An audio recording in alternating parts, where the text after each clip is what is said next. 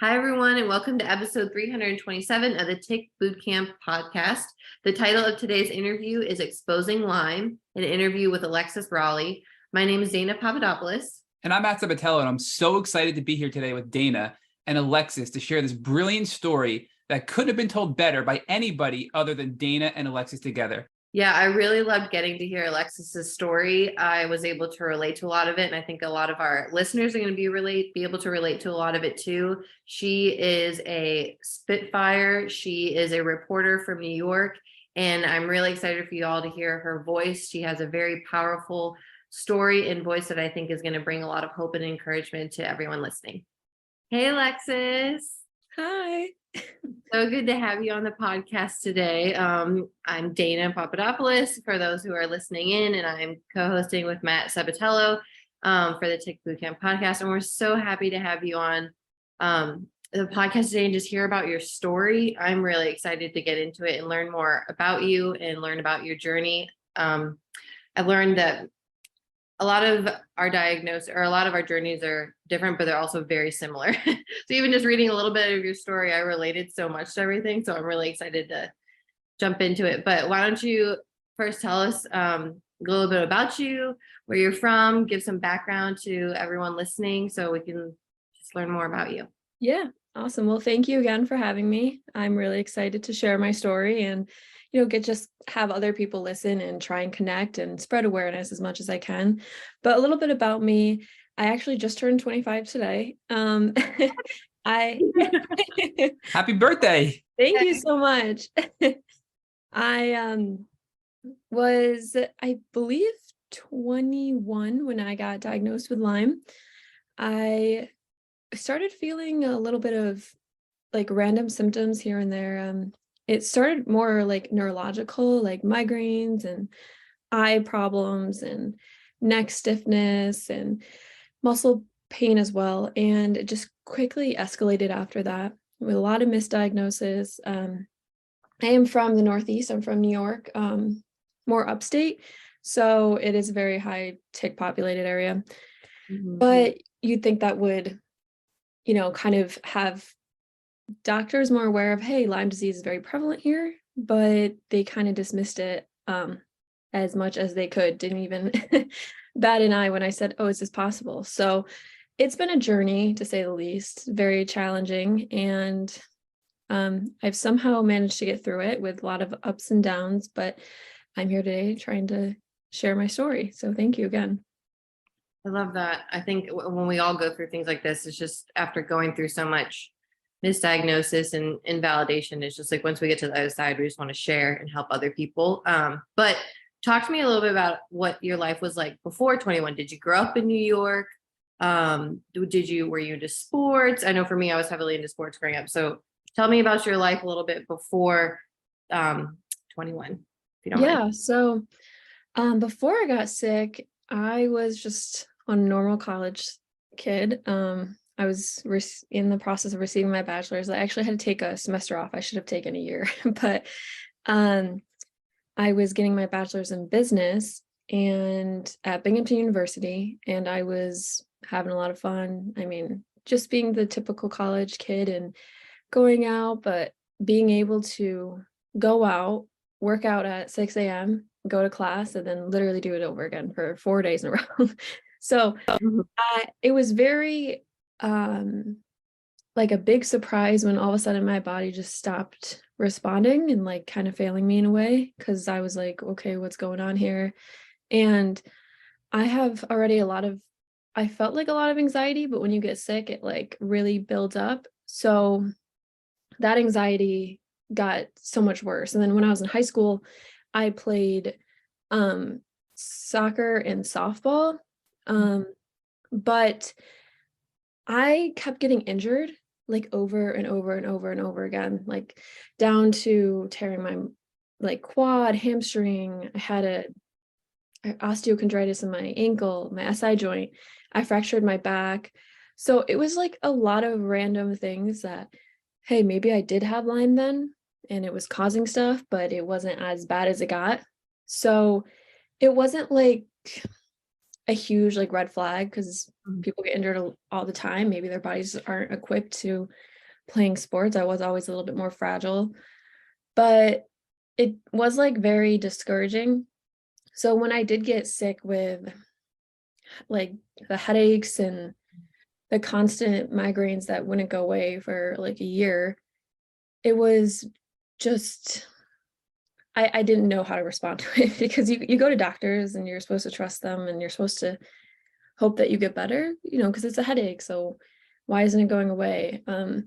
At that time, I wasn't educated in the Lyme disease, area and world, I should say. So it was confusing what could be possibly going on. I was misdiagnosed with lupus, MS, everything in between, fibromyalgia. So yeah, that's where I kind of was at for about 2 years before I was diagnosed with Lyme. And like the random stuff that happened to me as far as in high school and college was just, I thought was normal. Yeah, I can relate so much to that. Even looking back at my own journey of like growing up, did I have Lyme? Have I had it the whole time? What's kind of like brought it out? And kind of what you said before when you were in college, like you were getting up at 6 a.m. and doing the whole thing over again. I too I felt like invincible before Lyme.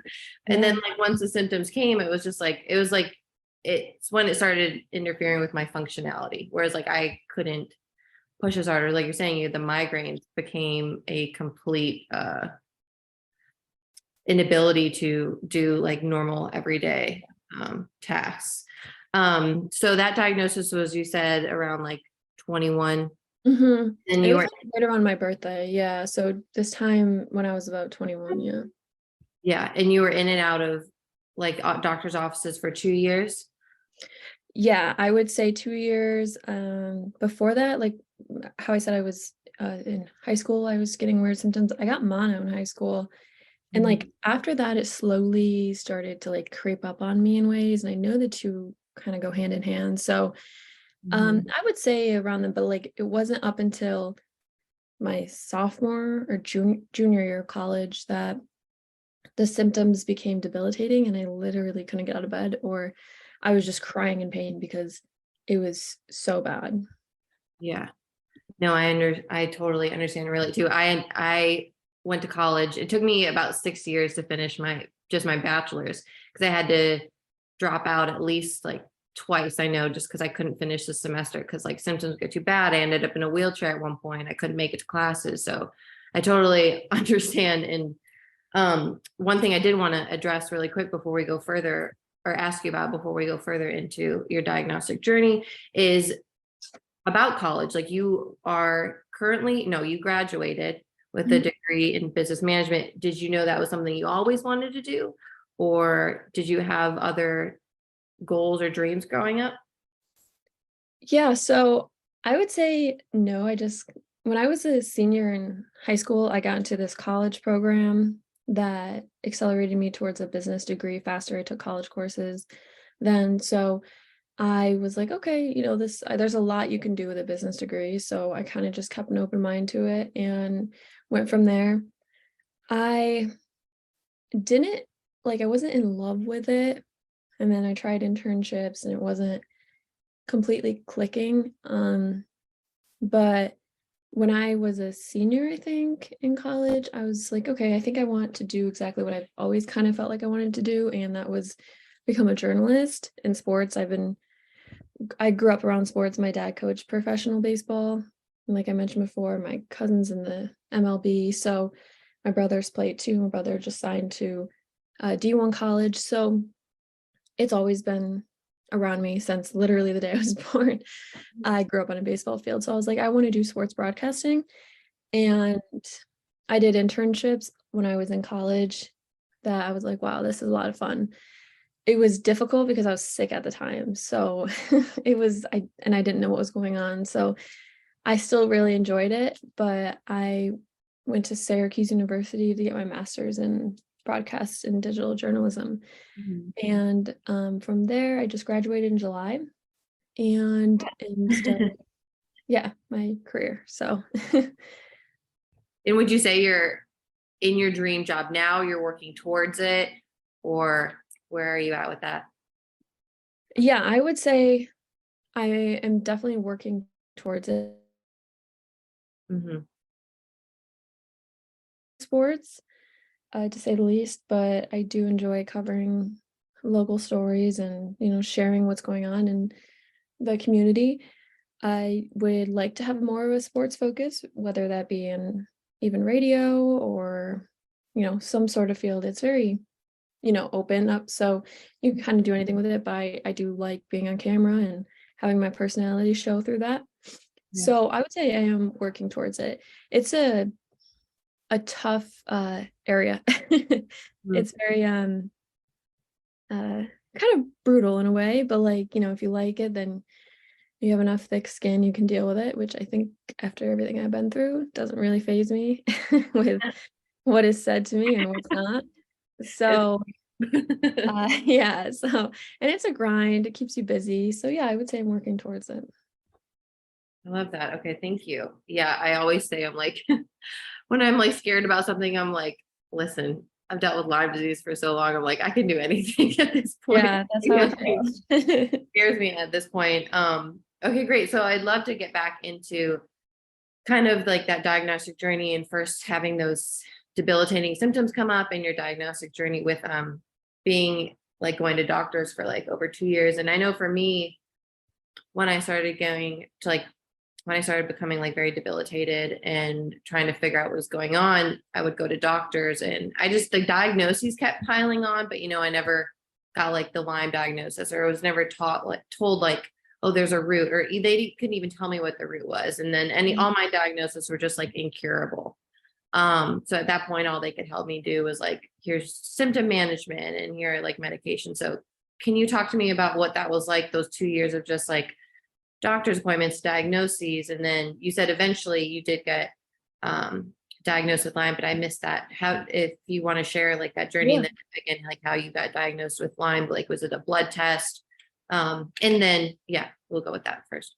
Yeah, so it was like for those 2 years, it was a bunch of seeing doctors over and over again, even for my heart, my nerves, everything in between. And I guess the doctor I saw the most was the neurologist. I went to Buffalo, New York to see a specialist, and they just kept diagnosing me with migraines, and I was getting like Botox to help manage that. I was doing Emgality shots, which is a shot in your stomach to help with migraines. And I, it really like never took away the full, pain. And then it just kept getting worse as the Lyme kept getting worse. So I ended up seeing a neurosurgeon because they did a MRA, and the neurologist was like, hey, I think I see an aneurysm. I'm not sure, but let's go get it checked out.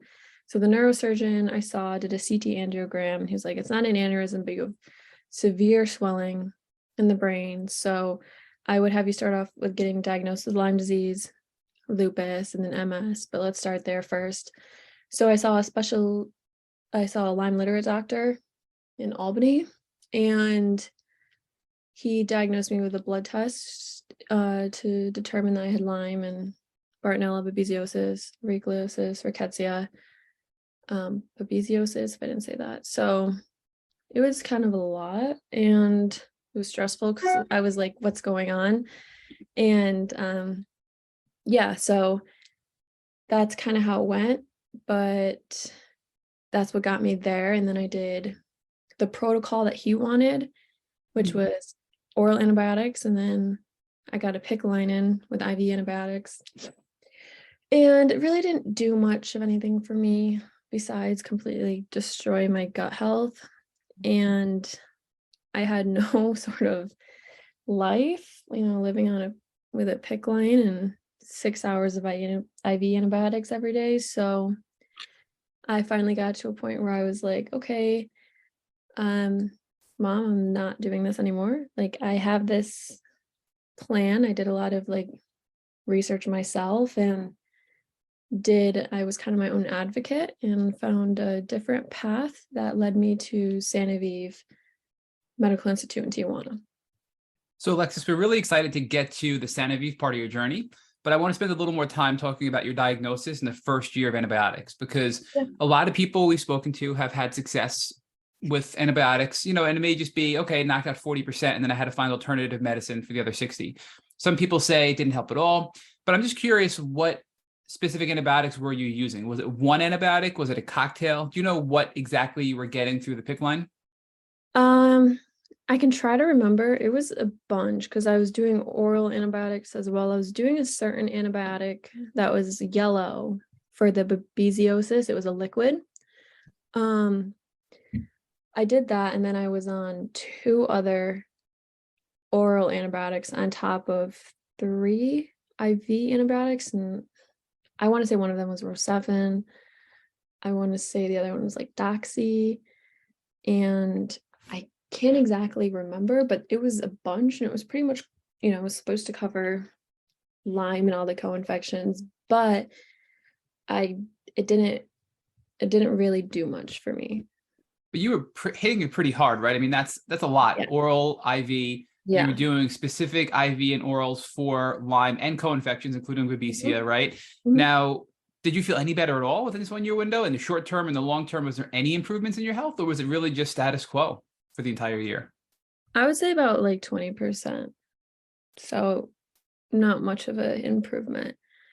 And it was discouraging because I just didn't want to be 20. I think I was 22 at the time. Or 21. I don't know exactly when I started it all, but yeah, it wasn't really helpful, to say the least. And you mentioned there may have been some other things that were side effects of the aggressive antibiotic treatment. So what was happening to your body because of the antibiotics that you think were side effects or consequences of the treatment you were getting? It really destroyed my gut health. Just the amount of antibiotics I was on for such a long period of time made me more fatigued, more depressed, more anxious. It just wasn't really getting to the root cause of just, I guess, killing off the bacteria. Were your doctors working with you to address the psychological and the emotional components? Because Lyme does cause psychological symptoms, right? It causes anxiety and depression. It's a known symptom. Plus, when you're that sick, it's natural to become anxious and depressed, right? So were your doctors seeing this? Were you sharing this with your doctors? And were you getting any kind of emotional support throughout this 1 year window as well? Yeah, I was sharing it with him, and he would give me like strong anxiety medications and depression medications. And I mean, like, I think one of them was lithium. And I was like, I don't think this is the right, this isn't gonna, like, this is strong. This is like, for bipolar and schizophrenia, like, I don't think this is what it was. So I kind of took it for like a week, and I was like, no, I'm not taking this. I felt worse, and I just was even more anxious and depressed. And it wasn't really like, oh, you should go see somebody. I probably wouldn't have anyway, just because I didn't want to talk to anyone. But it was more of, let's give you more medication. So I always like to look for signs that we see on this podcast to help other people that are listening to your experience learn from your journey, right? And I think the fact that you were given such strong medications to help with your mental health and it didn't help, to me, is a sign that there was something else going on, right? Because these medications do help a lot of people that are suffering from bipolar disorder or things like that. So do you think, looking back, that was a sign to say, hey, look, I'm depressed and anxious, but there's an underlying physiological bacterial cause to what's going on with my mental health right now? Like, do you think that's something that could have been picked up by some of your doctors at the time? Yeah, before I was diagnosed, you mean? Even when you did your first year with the IV antibiotics, it sounds like your doctor was just throwing all this medication at you to help with these emotional symptoms, but not really explaining that they're being caused by Lyme and herxing and treatment and things like that, right? Right. So, I mean, I think he was like, this is going to happen. But after a year, I'm like, oh, okay, well, when's it going to stop happening? And I got sick of it. I got sick of watching everyone around me live their life and me just sit in bed pretty much all day, being anxious, depressed, and pain, and having IV antibiotics take up the majority of my day. Totally understandable, right? I mean, now, was he doing anything to help combat the gut health side of things? Because obviously your gut was being damaged from all these antibiotics. were you doing anything to address that, or any other alternatives in addition to the antibiotics that help you counter the damage being done throughout this 1 year window? Yeah, I was given a heavy dose of probiotics the morning and night. I just don't think that it was enough because I was still getting hit with the antibiotics. So it was kind of counteractive in a way. Not really exactly. You take the probiotics once you're off antibiotics. So it was, you're going back and forth, back and forth, back and forth. It really didn't do much. I know I ended up getting diagnosed with like a leaky gut further in my diagnosis down the road. Yeah, and leaky gut is very common with prolonged use of antibiotics. So let's talk about now you finally made a decision and said, hey, things have to change, right? And I know I do want to get to Sanoviv, but I know I totally jumped in on Dana, so I want to make sure Dana doesn't have any more questions. And I'm going to step back anyway. Dana, you can take it from here if you don't mind. Yeah, no, I do just want to, you just said so many great things, Alexis, that I just wanted to make sure I validated and just kind of spoke to, because you said so many things that I related with. And I think something that's important to note is just the grief and the emotional turmoil you go through when you get sick so young, especially in college. Like you were saying, like it's very hard when you get sick and you're supposed to be this young, vibrant, and you're in like the prime years, and you're in an environment where you see all your friends like living to their fullest potential, and you're like, I'm sick, or like, why can't I do that? I think, and I know for me, that's something that I struggled with in the beginning, because I also was like, I was at my sickest, or when I was first getting diagnosed and stuff, like in early college. And I would go to doctors and I would tell them like how I was feeling, kind of like you. And it just got really hard because I would be like, being young and you look good, quote unquote. They're like, oh, it's just depression or anxiety. And I'd be like, okay, yes, I'm depressed and I'm anxious, but I'm like, it's because of X, Y. Exactly. And it was like, I was like, depression and anxiety isn't causing all of this. Mm-hmm. The depression and anxiety is a byproduct.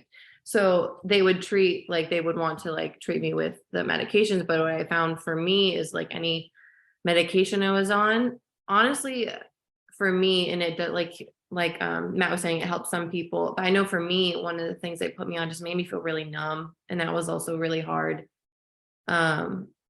just the medication. But again, it was just like this whole journey for me of like being put on stuff for like symptom management, but like never getting to like the root. And then I did want to also say that like I definitely did relate with you in the sense of like gut health.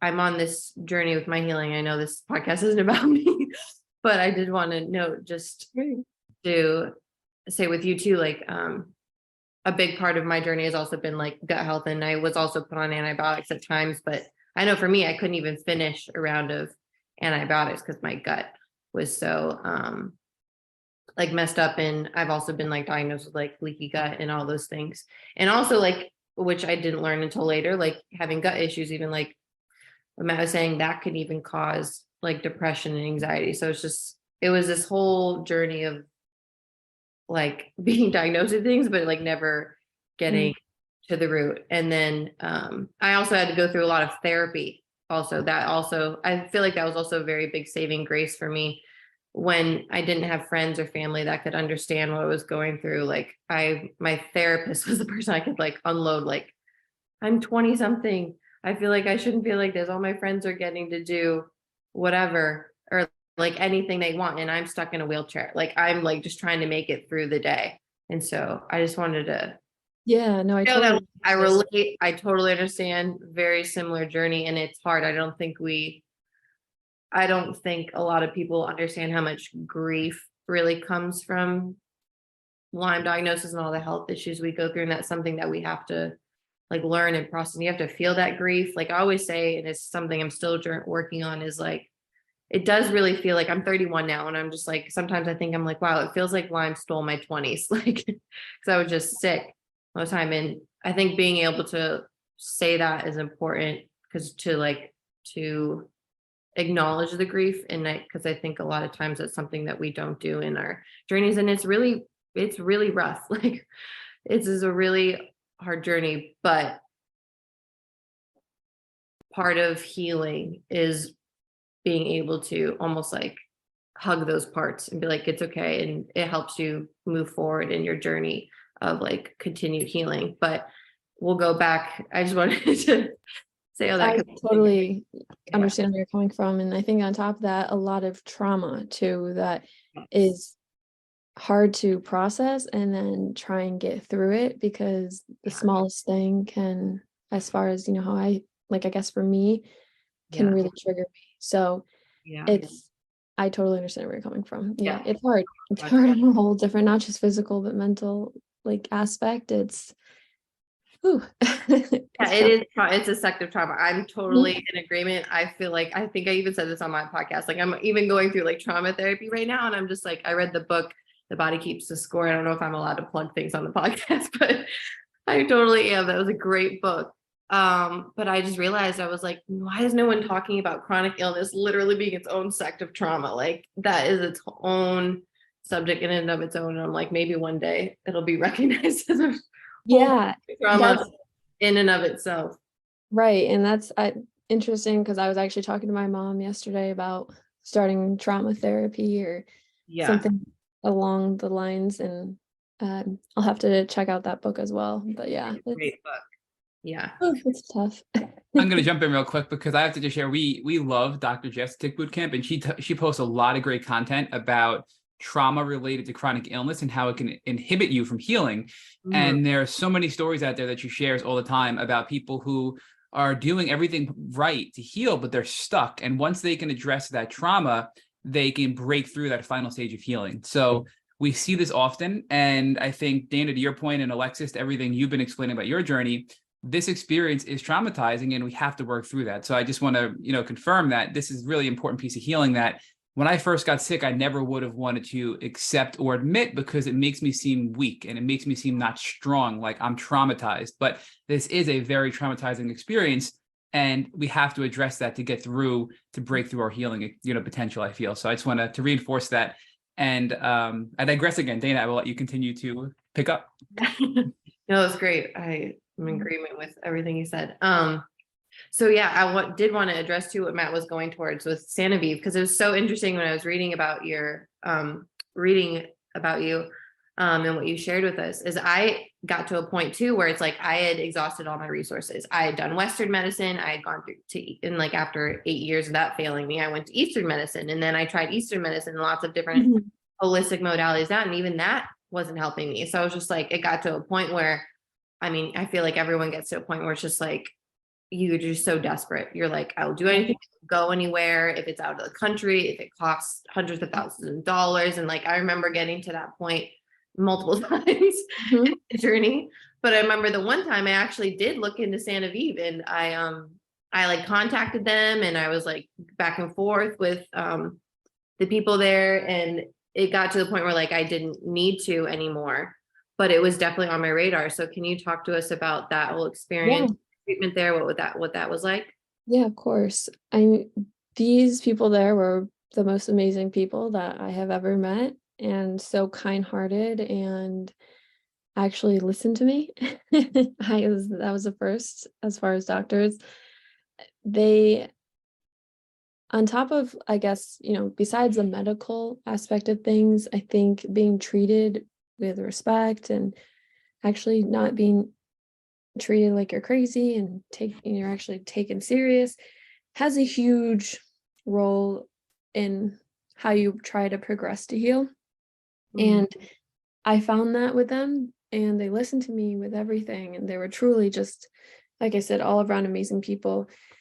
They have a whole group of doctors there. They have a therapist, they have your main Lyme literate doctor, they have a group of nurses, you do like massage therapy, you do energy healing, they have a nutritionist, a colonic for colon hydrotherapy. There's like a long list of things, and food that's that you can eat, that's you go through a nutritionist, they do the food for you, and it's designed just for you. And it was just a great experience. I was nervous the first time going into it, but I went with my sister, because at the time it was during COVID and they're really strict on the passport thing. My mom couldn't, like, it was going to take so long for her passport to renew during COVID time. So my sister went with me, and we're like about a year apart, and she had a great time there and thought it was amazing too, but it was good having somebody there with me. It was I'm just trying to like explain it. So when you're there, you get eventually, you talk to your doctors and whatnot, you get a port put in for 2 weeks, and then you go through all the IV antibiotics, you go through all the treatment, and it's like a scheduled day, and it's pretty long, it's pretty lengthy, and because they want to cover all their bases, they want to make sure you're getting the best treatment. And then there's 2 hyperthermias once a week, and I don't remember how that went because you're under anesthesia for it, so I don't know how that goes. But I remember the first time I woke up, I was really sick because I was so sensitive to anesthesia. But after that, I was fine after the second round. And it was just an overall great experience. And it does take a while to feel better afterwards because you just have to, your body's healing. There's so much like pain that it went through for so long. And the way they described it is like you have a bruise, you get burnt. It takes a while to heal. So that was hard for me to accept because, you go there and you're like, oh, I want to be better. But it's just a lot of patience. But that was the best decision that I ever made. So yeah. So would you say that was like the treatment in that facility is what like got you back like to some semblance of functionality? It started like, did it take away the migraines you were having all the time? Yeah. That would be kind of like my saving grace. That's what got me there. And then going back on what Matt was saying about how if you don't heal your mental aspect, it can cause problems in trying to heal you physically and interrupt that process. So they're really they take the mental health part very seriously, and they with the therapist, even with energy healing, they make sure that you know that, and that they make you feel okay. And I think that was important because I never get treated like that, even till this day in the States with my doctors here. So that was, really good to see because, like I said, you don't really see that often. Yeah. So was their treatment for like the mental health component different? You said it was a therapist and an energy healer. Did they recommend supplements, medication, anything else to like help you with your mental health? Yeah, and they did send me home with like a 3-month supply of kind of an antidepressant, anxiety, just to help me, get through those 3 months of feeling better and trying to, because like I said, it's a little bit of a process. So you'll have your ups and downs. And so they did do that, and that I think helped a lot too. But it wasn't like a long term, like, oh, take this for 5 years. It was 3 months. And I really like that because they weren't trying to just shove that down, my throat and be like, oh, this is what you got to do. So that was good. Different. They had a different outlook on stuff. That was 2 years ago, you said, during COVID. Mm-hmm. So would you say like since then, has your health like been on like an upward trajectory? I know with like my healing, it's always like, it's like a little bit of a roller coaster, you're like going up and down and up and down and up and down, but like at least there's an upwards trajectory. Yeah, I would. In like the past like 2 years. I would say that I did have to go back and do the treatment again, just because like my case was very challenging. So I did have to go back and do the treatment again. But since then, I've had my ups and downs for sure. I mean, there's a lot of permanent damage that they can't fix, so that's just something that I'm still trying to learn to deal with. I did have a little bit of like a crazy setback that I haven't had in a while. That still is like, I kind of struggle talking about because I just don't understand like where it went wrong. But I think with like, as far as like just with all the stuff going on with COVID and whatnot could have affected me. But yeah, I'm just, I guess, trying my best to be positive.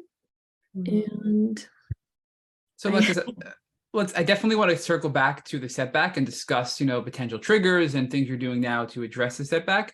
But I do want to just go back to the Sanoviv component, because we've probably had about half a dozen people on this podcast go to Sanoviv And every single one of them has said the same thing, that it's a foreign country. It's really scary. They bring somebody with them, but the experience as a whole is so refreshing because they make you feel safe, they make you feel comfortable, and they address the physical and the emotional side of chronic Lyme disease. So I think you're kind of reinforcing that, but I'm more curious, like what specifically they did, right? So obviously they're known for hyperthermia, which is when they raise your body temperature and your body gets to a temperature that's so high that the Lyme bacteria can't survive, and it essentially kills the bacteria in your blood and in your body, right? That's the general idea behind hyperthermia. But they also do a ton of IVs, and while you're going through this hyperthermia chamber where you're under anesthesia and you're getting your body temperature, risen to a certain level, you are also getting pumped with antibiotics to help kill whatever else is going on in your body, right? So it's sort of like a 1-2 punch approach with this hyperthermia. But we know they do more. You mentioned colonics, you mentioned energy healing, you mentioned therapy, you mentioned other IVs, you mentioned other tools. So what else did they do there? Like things like ozone potentially. Can you just share with us the breadth of treatment services they offer while you're there at their clinic? Yeah. They do ozone therapy. On top of that, they do hyperbaric, and these are both performed the 2 weeks I'm there. I get 4 treatments of each of those. So 4 ozone, 4 hyperbaric, and they have a whole schedule that it comes, you do these at certain times. There's oxidation day, there's IV day. So they have it all lined up. I never really dug into why they did, because I just was like, okay, this is what you're doing, so I trust you. So they do that, and then they do the colon hydrotherapy. They do that 4 times as well, before and after hyperthermia. I think the day before, and then either a day or 2 days after, and that just helps detox, especially with like anesthesia and stuff. It causes some gut issues, so that helps with that. And it's called like the quiet room, and they do therapies there. I don't know, it's more of like I think they do stuff that helps like nervous systems, muscular systems, stuff like that. And they're machines. I don't know exactly what the machines are called or what they specifically targeted each one, but they do that there, and that you're just quiet the whole time you lay there, and then you can go to sleep, whatever works. And I'm trying to think of what else they did. I know, sorry, I'm just trying to chiropractic care as well. And that was huge because I've got a lot of joint stuff that my muscles, also have caused joint pain and whatnot. So they do a lot, and it is expensive, but if you really compare it to if you didn't have, I guess, insurance in the US, that would be like triple the amount of money compared to what they charge there. So really it's actually a lot better financially wise, if you think of it, because just knowing how a lot of Lyme disease stuff isn't covered by insurance. So it was more smart to go there too. Alexis, do you mean that some of the treatments were covered by your insurance? So part of the oh, okay. I misunderstood. No, I meant like if you did those treatments, like if you did those 2 treatments in the States and you didn't have insurance in the States, it'd be triple the amount of money. So out of the country, I wasn't really scared to be in Tijuana. Personally, I was like, whatever. I just don't think I had like a care really as much. I was like, whatever, it's all good. But I tell my doctors in the States I went there, and they're so judgmental, like, oh wow, you went to Mexico to get medical care, like, and it's like, wow, you're like that arrogant. That you think you're like that much better. It's mind-blowing. It's like, okay, well, you didn't do anything for me, so Right. it's and that's not even my Lyme litter doctors. I'm just talking about like, you go to your primary doctor who has no concept of Lyme disease whatsoever. I think they do, they don't. So I've got definitely in arguments with them. That's a whole other topic. But yeah, I think that the treatment that they did really covers every base that a Lyme patient especially needs to address. And I guess I'm thankful that they do hit every spot as far as when it comes to that. Yeah, I know. I'll jump in and say, like, I remember that was one of the things that really appealed to me when I was like looking at Sanoviv, is because at the time, like, I can't remember. I definitely had like, it's probably seeing like Western medicine doctors, but I was also seeing like other doctors, but I really wanted where I could like go somewhere and have like all my doctors look at me at one time. So it's just like, Mhm. instead of going from like one specialist to another specialist and then none of them talking, it really appealed to me that like I could go there. And she was saying how like they all look at your one case and they all sit in one room and they all talk and they look at you from head to toe and address like every systemic system in your body all at once. And I was just like, oh, that sounds great. So like we don't do that here in America in Western medicine. It's just like, which is so, I think we do a lot of things backwards, but I'm like, the fact Yeah. that like, your specialists are all treating the same person, but none of them talk to each other. Like it's, you have to Right. be like the in between. I'm just like, so it really appealed to me. And I really liked that approach when I heard about them. And so I definitely, I definitely still believe in that whole philosophy of like, in order to like heal all of it, we do need to take a look at every system in our body. So Yeah. whereas like I don't have like a room full of doctors, I have specialists, but it's now like I'm like the person like Doing the looking middle at work. all of it. Yeah.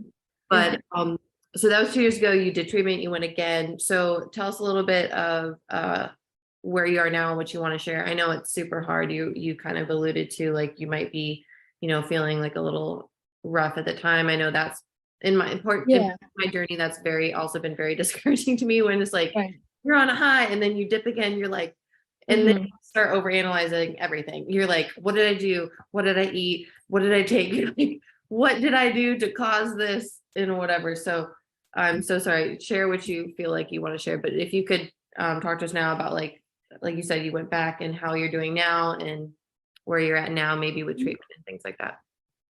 Yeah, I mean, it gets discouraging. I will say I did do a test on my cortisol levels. I have absolutely no cortisol right now. So that's playing a huge role in how I feel and flaring my symptoms up, which I didn't realize that it could. So I am in the process of trying to get that back. Like they said, it was like stage 4 adrenal dysfunction, I believe it's what it's called. And it's they do tests, when they do the test there, they literally cover every single base down to blood work. They're doing the adrenal dysfunction, I mean everything. So when they check your like your bladder, so going through that, when I got the adrenal test back, it's supposed to be like this or something, up and down, up and down.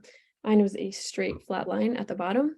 So I have no energy whatsoever and my symptoms are like, ooh. So it's been tough because I'm like, okay, what's going on? And sometimes I just like struggle talking about it because I mean, especially when when you don't feel well, you're like, I have a hard time speaking about it because I'm like, okay, I don't even know how to process it. So it's hard for me to get it out. But I am in the process of doing that. They actually wrote me a script. My doctor in Mexico wrote me a script to give to my doctor here, which it's been so hard to get them to prescribe it. And I don't understand why, because here's the script from, I honestly believe they don't want to do it because it's written from a doctor outside of the country and it comes with the arrogance and the ego and they just don't want to because they really don't have any exact reason. But my dermatologist, who is amazing, has really helped me with that because I have skin stuff too. So it helps with the skin and whatnot, like rashes and eczema. So I was able to get the medication I needed to be prescribed to me to help my adrenal, dysfunction. And I'm on supplements. I'm on a decent amount of supplements right now just because of where I'm at. But I mean, it covers everything that they're trying to, combat. So I don't really mind it. Like I said, I would do anything to feel amazing. So Alexis, can you share with us, do you know what supplement you're taking or if some of them, and also what that prescription is? So you can share with our listeners what prescription you were given from Mexico to help with your hormones and also what you're doing supplement wise now to try to continue to improve and maintain your health. Yeah. So the Supplements are, let me try and think. I have GI Revive, Vital Health or Vital Brain, B Supreme, a multivitamin, saffron, I think, and then like another Mood Improve, probiotic, vitamin C, and there's two, it's called GI Detox. It's a binder, and then an antimicrobial, I don't think I said that wrong. That, Antimicrobial, right? Now it's a hard word. Yeah. yeah. I do not have a medical background, so I cannot say these things, but yes. That as well. So there might be one I'm missing. I can't really remember. They're all downstairs, so if I looked at them, I can name them. Well, kudos for remembering all that, because that's a lot you just listed. So you're sitting here being hard on yourself, and I'm like, wow, I can never remember all what you just described. So thank you for having that at a recall in your memory. Do you remember, Alexis, what the pharmaceutical is that you're working now with your dermatologist to get?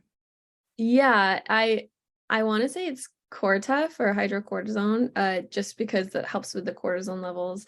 Like I said, I'm covered in eczema, so really a lot of it was for the skin problems as well.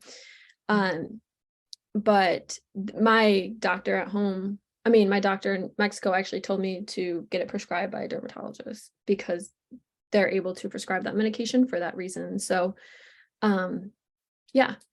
And they said any doctor can prescribe it, but of course, like, I have doctors that that just don't want to help out. It's just like, wow, but whatever. No, I understand that. I'm currently, even now, still like, I'm currently trying to find a doctor that'll refill something for me. And I'm just like, because like it was been like recommended, but I can't get a physician. Yeah. I'm just like, and then it's a vitamin, and I'm like, it's a vitamin. Like, why would you? Right. It's really crazy. So, my primary doctor, I did leave a message with them. I have like two different primary doctors, more of a functional medicine one and a different one as well, I guess Western medicine type. The functional medicine one didn't prescribe it, which I was kind of surprised, but the primary one, the Western medicine area, said like their nurse said that she could prescribe it and that she would, but she just, I guess, maybe didn't get around to it. So but it's fine because when I had the appointment with my dermatologist, they were able to he was able to do it. So yeah, sometimes we have to go around, like, find some loopholes sometimes. Yeah, like get around the system. But it sounds like I'm really thankful that you do have a team of people around you, like same as me. Like, I have different people in different spheres. Like, I have, primary care, functional med. So I'm just really thankful to hear that you have like a team of people and you have resources. Like, you have Sanoviv, they're still helping you. That's super great. That can be encouraging, as we go through dips, to just have like those resources. So I'm really glad that you still have those and you're working towards that. So switching gears a little bit, I just want to hear about where you're at now with your job. So we talked about it earlier, you're in like reporting and journalism. Can you share about, you might have mentioned it before, you have to repeat it again for me, where exactly you're a reporter at, what you do now, and like, I know you said you wanted to be like in more geared towards like sports, but has your Lyme journey, your diagnosis, like, has that affected maybe like your whole reporting field and journalism? Like, do you think that'll eventually like bleed into that one day, like reporting and journalism, and like, again, like your Lyme journey, it's talking about Lyme? Yeah. So right now I had a little bit of a setback. So I was not working for a little bit and slowly getting into things, back into the process of it. I love what I do. You're never bored. You're always doing something, and I like that. And I think, as I said before, I love covering sports, but I do like sharing stuff that goes around in the community.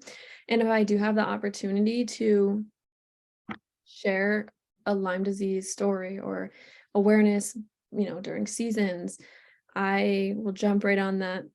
I've always wanted to have my skills and my voice be heard in the Lyme community. So that is something that I hope can happen eventually. If I do take a different route than sports, that would be where I would want to, branch off to somehow. So I do have my own podcast. I actually haven't been able to use it because I got sick. So everything's just been like on pause. But I am definitely not shy to having, my opinions be heard, and I'm not outspoken. So I do really enjoy that because I have the opportunity to, have people listen to things, important things such as Lyme disease. So, and they do cover that when they get the chance, because like I said, I'm in the Northeast, which is very prevalent with Lyme disease. So it's, I think, getting recognized more and more. And I know, as you guys probably do know, it doesn't get recognized as much as it should, even a little bit. So I think maybe that depends on where you live, but you would think it would be more recognized here. But it is gaining more traction. And so I would like I said, to either go both those ways. Alexis, I just want to say that I think it's so cool that even throughout your Lyme journey, you had to expose the fact that you weren't getting proper care from your team here. And then you had to go to Sanoviv where you receive proper care. So a lot of what you've done, even before you became a reporter, was indirectly or in your own mind, exposing these flaws and then finding solutions to them, right? So now here you are being a reporter and you're exposing news, world news, right? And you want to focus in more now on Lyme disease with the reporting side in sports, which is really cool because you're using, I feel like, your God-given talents that helped you overcome the hurdles you experienced in the beginning with Lyme to now turn it into a career and use that to help gain exposure to Lyme disease and the severity of it. So for me, hearing this conversation with you and Dana has been awesome, Alexis, just to hear, and I'm so sorry you had to go through this, but you fought and exposed all of these problems and doctors not treating you the right way to get the proper treatment. And now you're taking that forward into your career. And it's just really powerful to hear the story of hope. So this is not my part. I'm sorry, Dana, for interrupting. I just wanted to tell you how much you've touched me already on this podcast, Alexis. So thank you. I appreciate that. Thank you so much, because it's been challenging. So I think another reason why I wanted to go into journalism was because of the way I kind of did my own thing and went, above and beyond, and maybe upset some people along the way, but not intentionally, just by trying to get better. And, if some people don't like being told that they're wrong or they didn't do something right. And I don't really have an issue kind of being honest and in in a respectful way, but especially when it comes to my health. So I think I'm, like you said, taking those skills and putting it into something that I love. So I really do appreciate that. Thank you so much. Yeah, I love that. That was really great. I'm great that you pointed that out, Matt. Like full circle. It's like, wow, it's like you've been doing exposing things from the get-go. And it's almost like you've been your own journalist and reporter throughout all of it. And I really that was really awesome. Thank you for that, Matt. That was really great. And I'll just end with this question that I think it will apply. It's something I've heard in podcasts before, and it was really helpful to hear. But something that last thing I wanted to ask you was, and just kind of leave everyone with, is if you could go back and tell your younger self, you go back and tell your younger self at any age, whether maybe you want to say high school or even actually no, we'll say your younger self at the beginning of your journey, what would you tell your younger self? I would tell my younger self to not lose hope, because I definitely lost hope along the way and have put myself in some pretty bad mental situations and emotional distraught. So I would just tell myself that it gets better. You just have to keep fighting. And if I could tell myself what it was, but I would tell myself to keep doing what I do best, which is not giving up and staying true to myself, because I think that's what's got me here and has actually just been the reason why I'm still alive, given the emotional and physical aspects that Lyme disease, the distraught it causes to us. So yeah. Well, Alexis, this has been a powerful, informative, helpful podcast for me personally. I know it's going to help thousands of people when it launches. You and Dana were just brilliant. I cannot thank you both enough, Alexis and Dana, for coming on and joining the Tick Bootcamp podcast and helping others going through this horrible experience. So again, thank you both so much. Thank you so much. I appreciate the opportunity to share my story and be on here. You guys were awesome. So thank you. Thank you guys for listening to our Tick Bootcamp interview with our guest, Alexis Raleigh. To our listeners, we have a call to action. First, if you'd like to learn more about Alexis, please check out her Instagram at Alexis Raleigh. Second, if you've enjoyed this episode of the Tick Bootcamp podcast, please share it with your friends on social media. Third, Tick Bootcamp has created a Tick Bite blueprint that has been inspired by the information that has been shared with us by past podcast guests. We urge you to visit our website at tickbootcamp.com/bite to view the blueprint. Fourth, don't forget to subscribe to this podcast on Apple Podcasts, Google Podcasts, or Spotify to get your automatic episode updates of our Tick Bootcamp podcast. Please take a minute to leave us an honest review on your podcast platform of choice. And finally, if you'd like to search our podcast library of over 300 episodes, subscribe to our email list, or share feedback, please visit our website at tickbootcamp.com. Thank you as always for listening.